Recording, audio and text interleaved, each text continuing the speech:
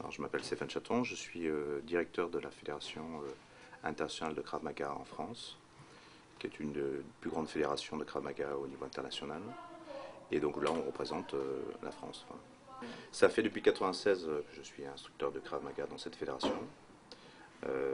Donc j'ai un parcours en fait qui est issu plutôt de la sécurité et qui m'a permis en fait d'appréhender le Krav Maga à travers un autre angle d'attaque que la self-défense pour les civils.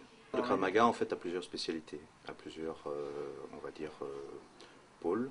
Et il y a un pôle en fait, de protection rapprochée avec des spécialités de techniques de protection rapprochée. Il y a du Krav Maga pour la police et du Krav Maga pour l'armée. Et ces trois techniques en fait spécialisées sont en fait après mélangées pour faire des techniques adaptées aux civils. Mais à la base, c'est issu de l'armée. C'est un vaste sujet parce qu'il y a énormément de psychologie qui rentre en jeu. Il y a d'abord le pourquoi en fait de la démarche d'une femme venant faire du Krav Maga.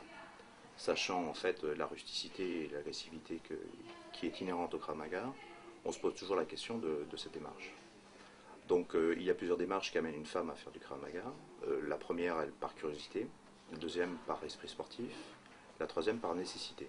L'aspect sportif, en fait, en général, ce sont des femmes qui ont déjà fait d'autres sports de combat et qui donc arrivent avec un esprit déjà bien affûté, qui vont absorber en fait, le Krav Maga très rapidement. Il y a les femmes qui par curiosité vont venir et qui ne reviendront plus, parce qu'en fait c'est quand même assez dur. L'entraînement est très réaliste et poussé en général à l'extrême. Pas dans les premiers temps, mais progressivement.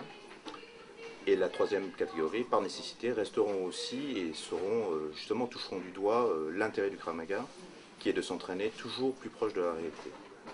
Donc en fait de répondre à leurs vrais besoins, parce que parfois elles ont déjà été attaquées, ou il y a déjà eu des tentatives d'attaque. Le réalisme en fait du combat, à travers le Krav Maga, on le touche du doigt. Pourquoi? Parce que le combat, c'est toujours de façon très simple que ça se fait. Une agression très rapide, surprenante, et on doit avoir une réponse simple, mais tout aussi agressive, sinon plus agressive que l'agresseur. Donc pour revenir sur la femme, son point fort qu'elle va avoir, c'est ça qui est assez extraordinaire lorsqu'on voit les femmes évoluer dans le Krav Maga. Même en 4 heures de temps dans un stage, on voit qu'au fur et à mesure qu'elles touchent du doigt, qu'elles peuvent en fait répondre, même en fonction de leur gabarit, à n'importe quelle attaque. Pourquoi? Parce qu'en fait, on va à la simplicité des choses. Si on frappe avec une partie dure dans une partie molle de l'adversaire, on se rend vite compte que le gagnant, c'est celui qui frappe avec la partie dure.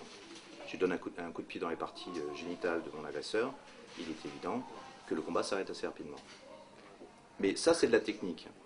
Mais la moralité, c'est que la femme, tant qu'elle n'a pas compris qu'elle est capable de le faire, elle ne pourra pas le faire. Mais une fois qu'elle a pris confiance en elle, c'est un combattant redoutable.